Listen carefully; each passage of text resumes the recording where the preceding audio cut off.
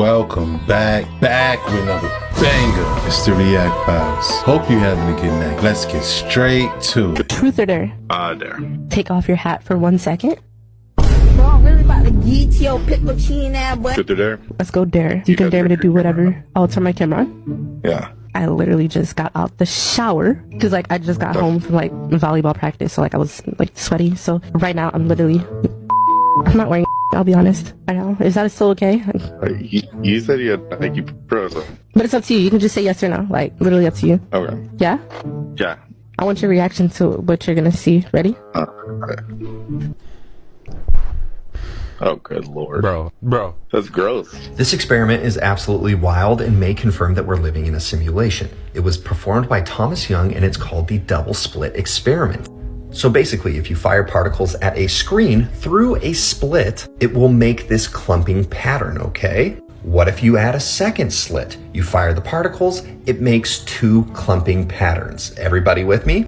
So if you perform this with a wave, this is what you would expect to see. The density would be in the middle and it would disperse outwards, but it would look similar to the clumping pattern with the most density being in the middle. So now let's do it with the two slits. When you do two slits, as the waves pass, they create their own waves, and the waves interfere with each other at different points. This is called an interference pattern, okay? Particles clump together, waves make an interference pattern. So now let's do it with electrons. As you fire it through, you'll see a similar clumping pattern. So as scientists performed it with two slits, they expected to see two clumping patterns, but they didn't. What they saw was this, the interference pattern. For years, the scientists thought, well, maybe these electrons would collide with each other and that's what causes this interference pattern. So in the 60s, they modified the experiment where they would only shoot one electron at a time and it still made the interference pattern. So they wanted to see what was causing this, and so they made an observer. They wanted to record what was happening, and here's what's crazy. With the observer there, the electrons would make two clumping patterns. They would behave the way that they were supposed to. Without the observer, the interference pattern. But that's a different result to what we had earlier. So here's the last bit of sneakiness that we can play with atoms. Surely now, we're going to get to grips with it. Leave the detector there, but just very quietly go and unplug it. Don't let the atoms know that you're not spying on them. Run the experiment again. They run it again with the observer unplugged, and it's the same interference pattern. Depending on whether the particles were being observed or not, impacted the way that they would act. Like, how would a particle be aware of this? So the experiment was updated to the delayed choice experiment. They would fire a photon. There would be no observer until the photon goes through the slits, then the observer would turn on. And here's where it gets absolutely insane. Once the observer was turned on, the photon would act like it had been observed the entire time. It would go back to doing a clumping pattern, switching from wave to particle. Experiment showed is that even though the electrons started as waves but behaved like particles after being observed, at the moment the decision to observe them was made, the electrons recorded themselves as having passed through the slits as particles. The electrons changed their state by going back in time. Do you understand what that is saying? They changed their state by going back in time. The scientific definition of that, by the way, is called retrocausality. So if photons from a star came to Earth, let's say that star is 100 million years away, those photons went through a double slit, they would make the wave interference pattern, unless they were being observed. If it was observed, it would make the clumping pattern.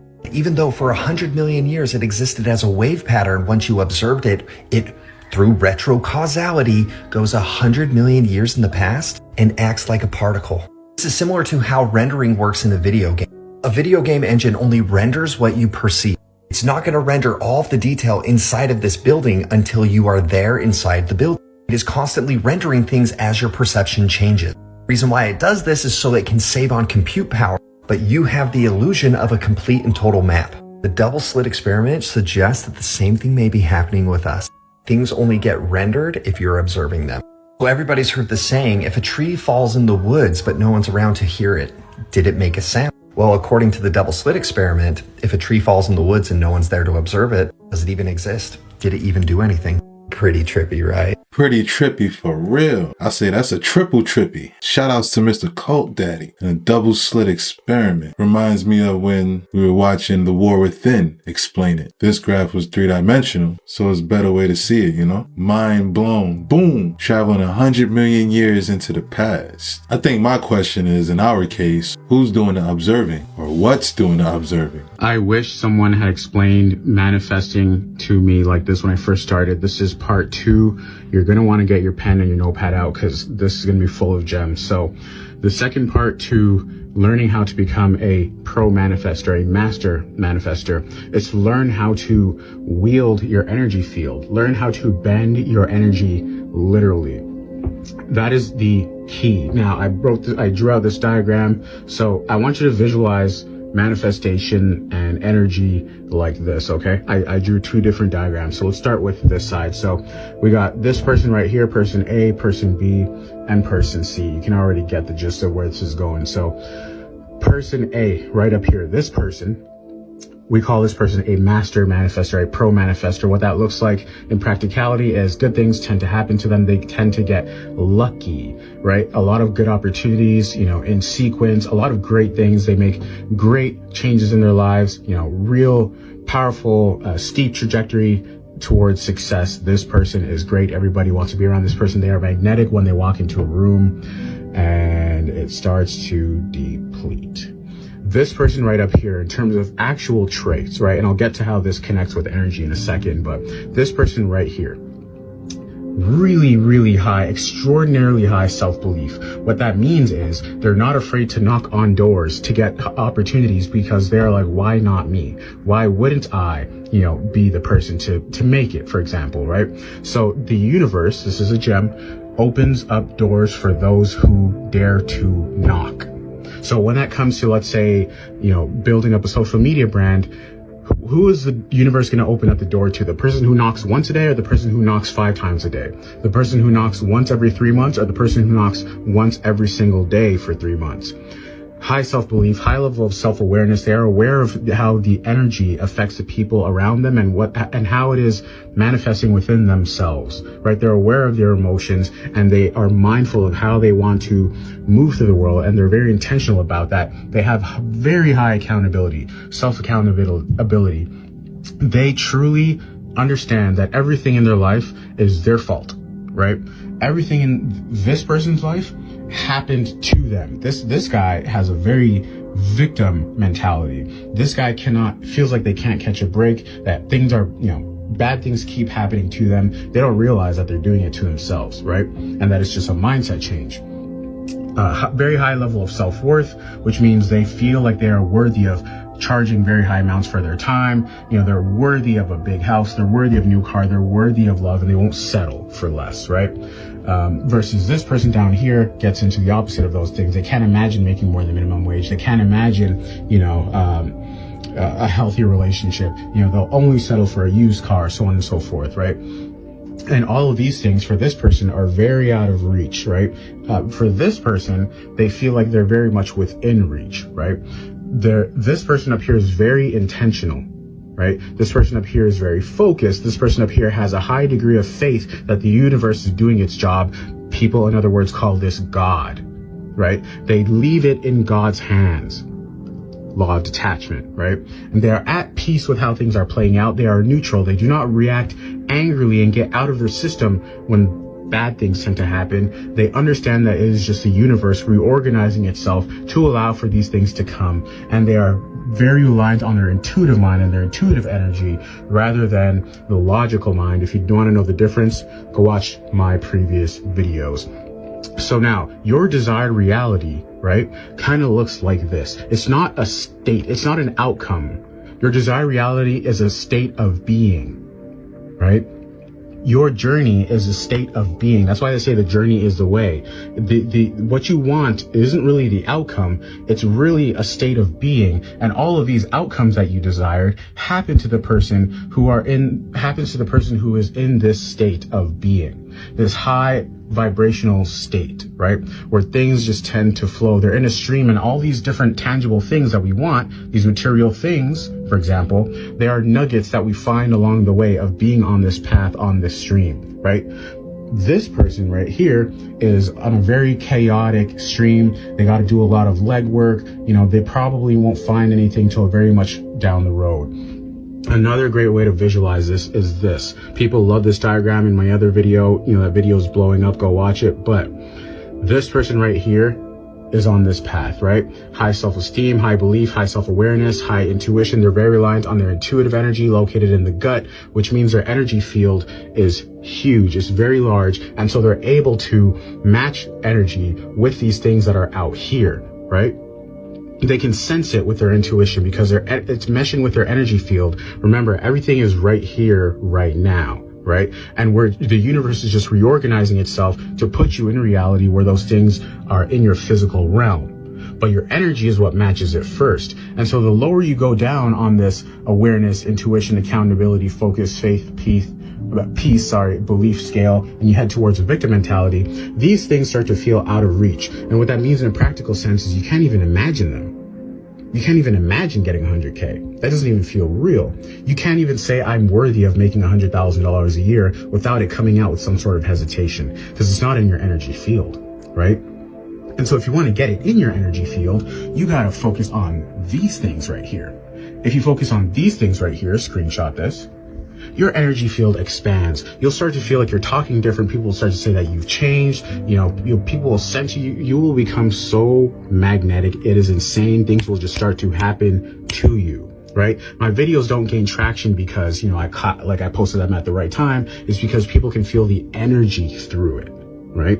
And this person right here, this person is not only so reliant on their logical mind and so reliant on what they see in their physical reality to give them feedback on how they should act, but they're actually blocking these blessings. So these blessings, these things are so far out of reach, they can't even imagine it happening to them. They're actually blocking it. Right? The good thing is, and they feel like the world is against them. Bad things keep happening to them. Well, look at what you're manifesting. Right? You're like, these things operate on a love and abundance frequency. And you got to start saying things. Remember, words are spells. You got to start saying things that are in accordance with love, abundance, peace, high self-worth, high self-belief, so on and so forth, so that you can continue to expand your energy. So when it comes to how to bend your energy field, how to start walking through the stream, right? Of abundance, of love, of money. Words are spells. That is the single best practical tool I can give you. Words are spells. You start to cast the spells of the reality that you want in the present tense. I live in a huge house. I make $100,000 a year. I'm buying a new car. I'm buying new cars every year. I'm worthy of love. I'm in a healthy, loving relationship with a partner who loves me for me. And you continue to say that even when it feels weird, because sooner or later, what you don't realize is happening is your energy field is expanding. The more it'll start to sound like Delulu at first, but sooner than later, you'll start to feel like it's just who you are. And you start to feel like the person who is worthy of that. And then you start to let the universe do its thing, which is the faith component. That is how you bend your energy. And that is why certain people, when they walk through the room, they feel powerful and you can sense them from a million miles away. Hope that helps, guys. Follow for more. It definitely helped. And I hope it helped as well.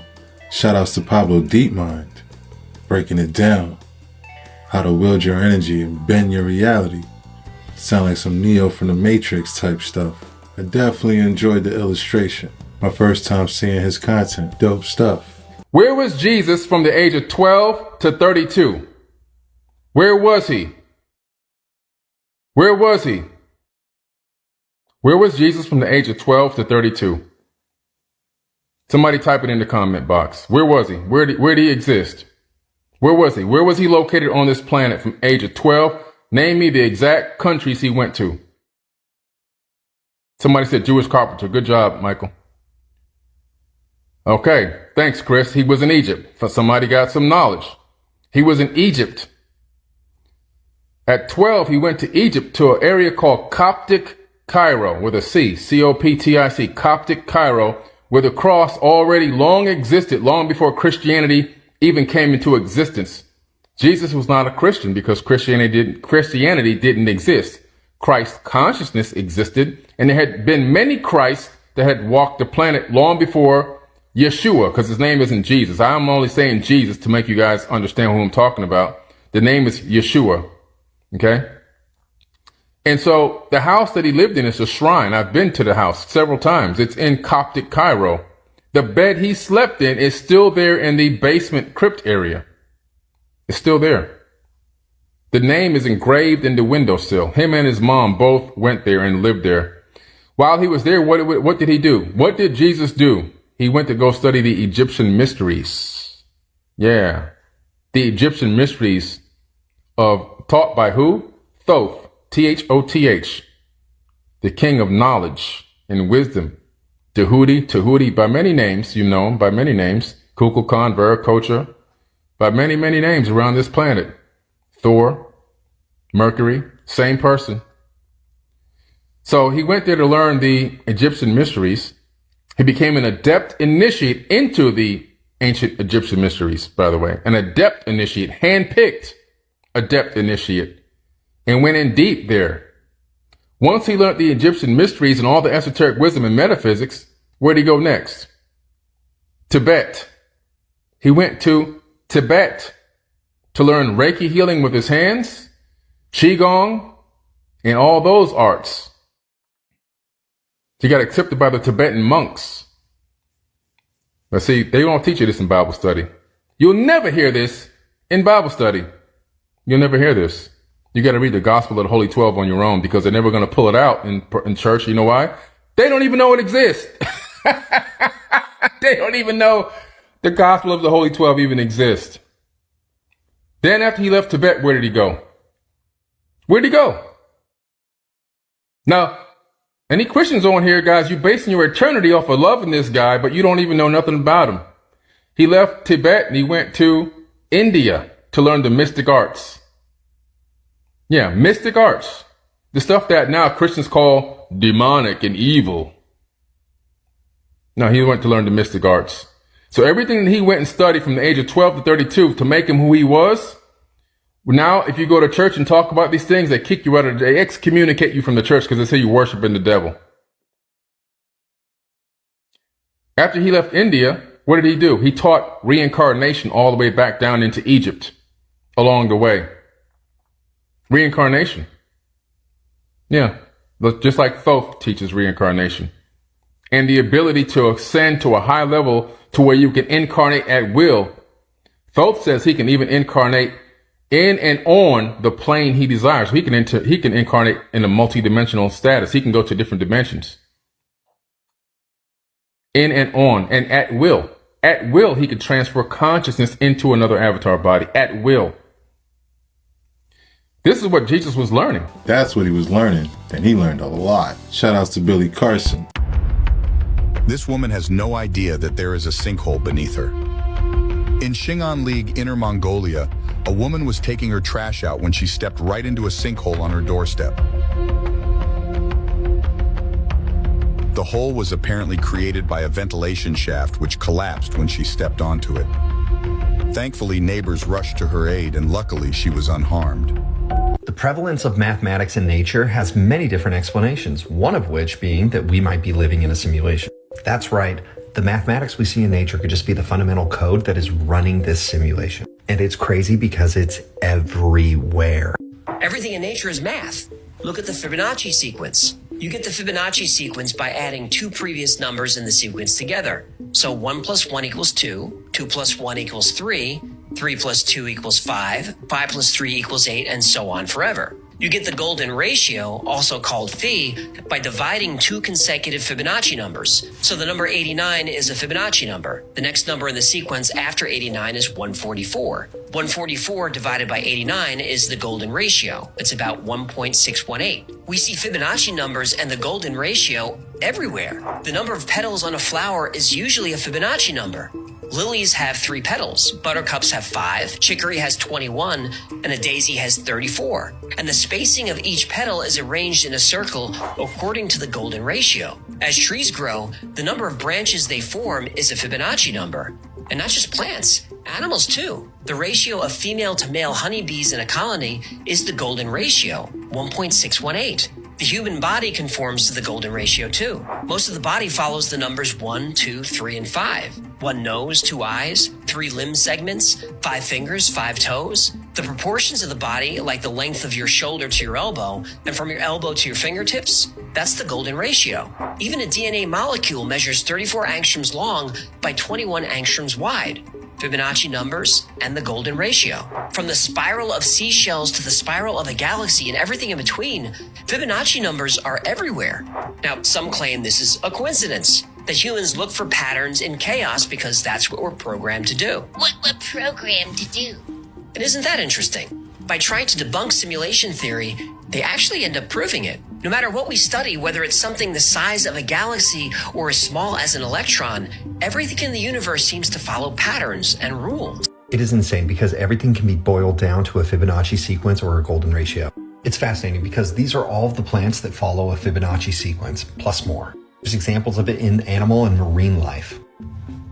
Things as small as your human hand bones all the way to hurricanes and galaxies. They all follow a Fibonacci sequence. But not everything does, like a hexagonal pattern like honeycomb, fractals like lightning bolts, rivers. How the branches actually grow, these would follow along the lines of fractals, non-spiral flower petals, as well as crystalline structures. What's interesting to me is a lot of these things are often talked about when you talk about spirituality, which one explanation for spirituality is trying to decode the code within the simulation, trying to understand it, if you will. But what do you think? What do you think drives so many things to follow these same patterns? Is it the inherent code that runs this simulation? Is it God? Or is it that everything is just designed to be efficient and this is one of the most efficient ways to do things? Shout outs to Mr. Cult Daddy. These are some mind benders for real. I'll tell you what it is. It's toroidal. Everything is toroidal. The Fibonacci sequence is definitely something to consider.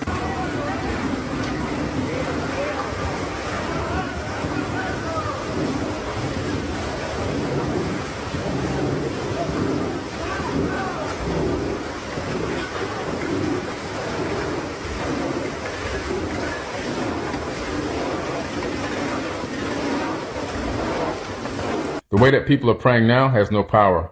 Zero power. And I do mean zero. Absolute zero. And I can prove it to anybody. You bring me the most religious person on this planet. You bring me the Pope. You bring me anybody. Get them in front of me. Let's go down into an alley where there's homeless people. Now I want that Pope to pray at the top of his lungs and with all his might and power and force that put some brand new shoes on that person and put some food in that person's stomach. And then we're going to sit back and we're going to watch the clock tick away. And then I'm going to show you the divine power in me, in my own self, in my own consciousness. And I'm going to go in a store and I'm going to buy some food, some socks, some shoes, and some clothes, and maybe even get them a hotel coupon and get them off the street for the night. See, action creates, salvation, not begging these outside exterior deities. It starts on the inside. It starts with something called unconditional love inside of every single human being. That's where salvation comes from. Being born again has nothing to do with getting water splashed on your face and on your head and dunking your baby in a damn tub of water. That's dumb. What salvation and what being born again really is when you go to a higher level of consciousness. So when you can look back on your previous thought patterns and realize that they were lower than where you are now, you've been born again. And you'll be born again many times in the same lifetime. You can be born again many times in the same lifetime because there's higher and higher levels of consciousness. It's an ascension process. It's an ascension process. Dunking yourself in a pool of water and dunking yourself in the beach and all this kind of stuff. Eating the flesh of a man and drinking his blood and all these kind of crazy things. I'm going to make a post about this. I'm going to show you a voodoo ritual of people jumping around and doing all those dances at the voodoo ritual and drinking blood from chickens and all that. And then I'm going to show you a Pentecostal church, all the jumping and dancing and all the and drinking all the blood and drinking the wine as blood and all this kind of stuff. It's the same thing. It's the same exact thing. It's all voodoo. It's all rituals.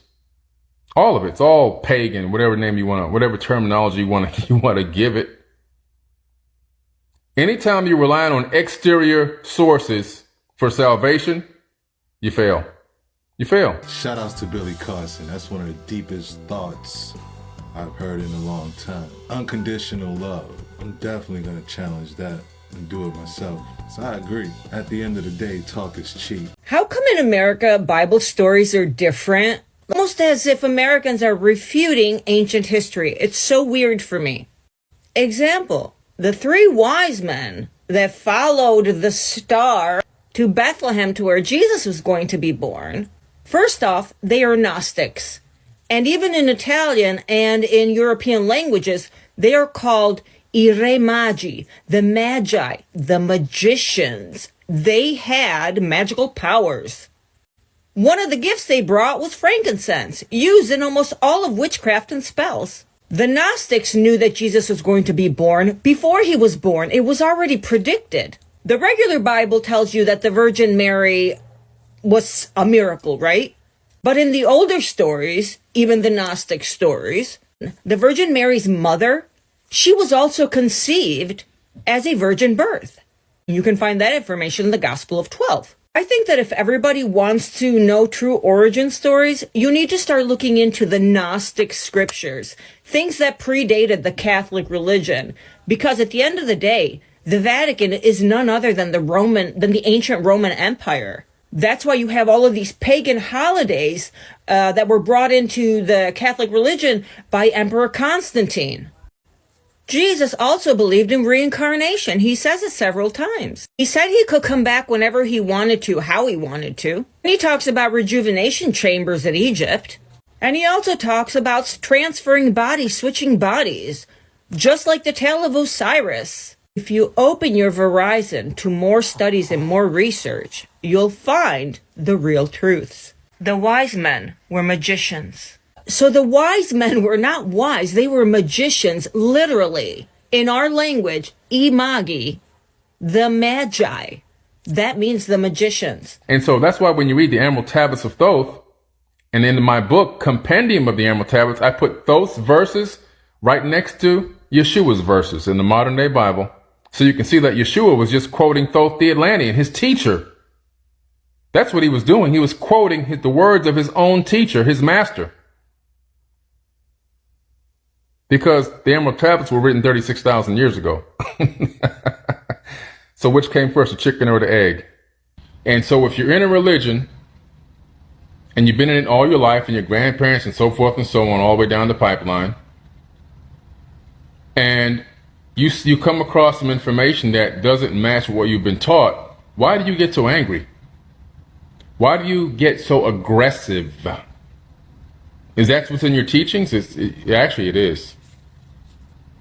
See, if you read the book of Deuteronomy, ask any Christian person to give you a summary of the book of Deuteronomy. You know what they're going to say? I haven't read it yet. They're never going to teach you the book of Deuteronomy in Bible study. You're not going to hear any preachers talking about it.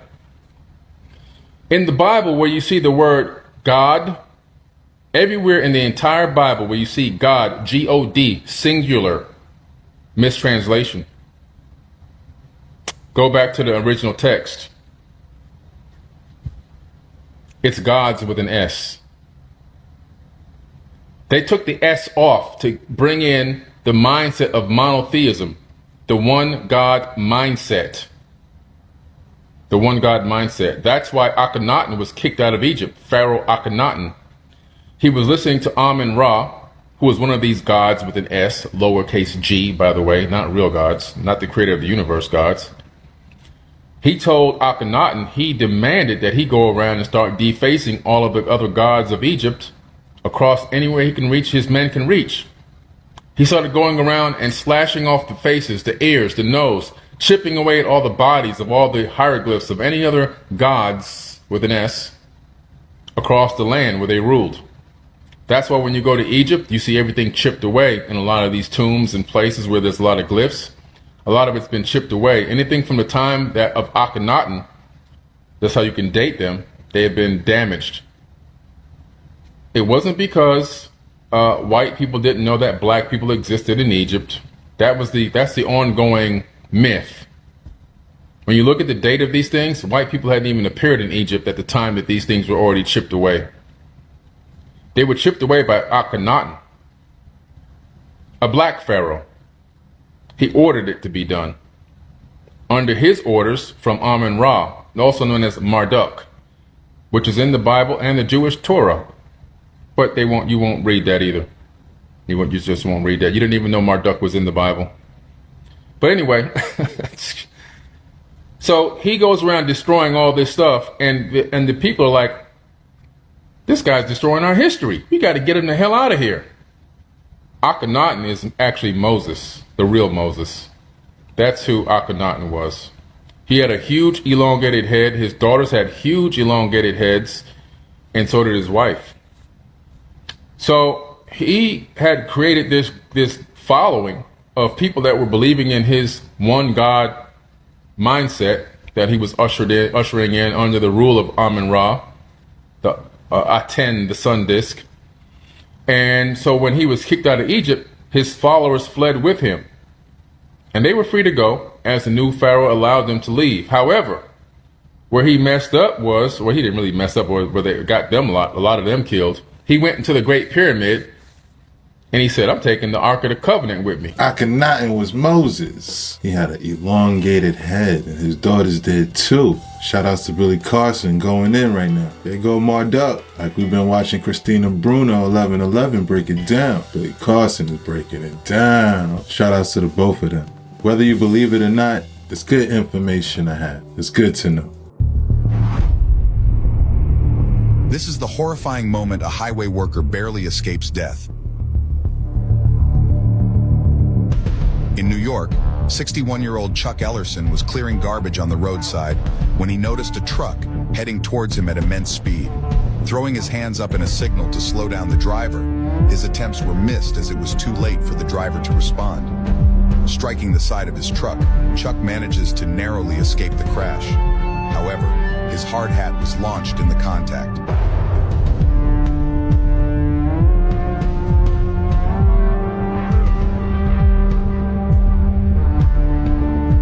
The driver of the truck, 36-year-old Muhammad Wesley, was ticketed, but the details of the citation remain sealed according to Syracuse.com. State officials stated that no injuries were reported. So I posted a video about the double slit experiment that went viral. And there is no shortage of people saying that the experiment was debunked. And the main argument is that it's not conscious observance that is changing the result, but rather the measuring instrument. Essentially, everyone that's saying it's debunked talks about how the device that was measuring it is an electronic device and it causes a change in the result. Essentially, the observer was the thing that was interfering with the result, which created that change. So there's a bunch of articles out there that talk about debunking this myth in quantum physics, about how people ignore cause and effect. The electronic observer caused that effect. Here's my point, though. Aren't human beings always emitting electricity? You get an EKG to measure the electrical signals coming from your heart. You attach it to your heart, right? No, it's on your freaking skin. It's outside the body and it's reading that energy. You can get an EEG to measure the electrical waves within your brain. These waves are forms of non-visible light. So even when this says the observer makes it sound like someone's just looking and not touching, that's not at all what I'm saying. Are we not always emitting non-visible waves of light? Human body's electromagnetic field. We are constantly radiating out, interfering with everything around us. I do want to talk about this, where people talk about how a lot of times, simulation theory or these different things can be compared to a religion because it's based on assumptions of faith in a higher power, not reality. Let me give you an analogy. Let's say we found a strawberry and no one's consumed one before. So we use all the scientific methods we can to dissect it, to pull it apart, to figure out what it is, what it's going to taste like. Through that scientific dissection, we can learn a lot about what a strawberry is and isn't. You can also learn a lot about it by experiencing it, literally just by eating it. And all the other theories where the scientists were like, a strawberry is going to be sweet, it's going to be sour, it's going to be this. The person who ate it can be like, hey, it's sweet because I experienced it. The tough thing about experience is you can't prove it to other people.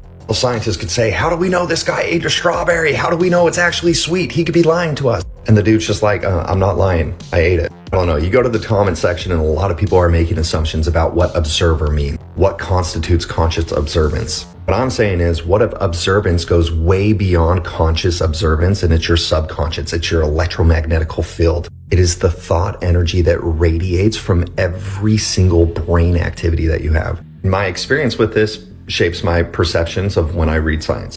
And it's totally fine if you disagree, but experience is a pretty damn good teacher. And that's a wrap. Hope you enjoyed tonight's rabbit hole. If you haven't already, please take a second just to smash that like, subscribe, ring that notification bell, just to make sure the algorithm knows what's up. So what we gonna do, y'all? That's right. Run these numbers up. Thanks again. Till next time.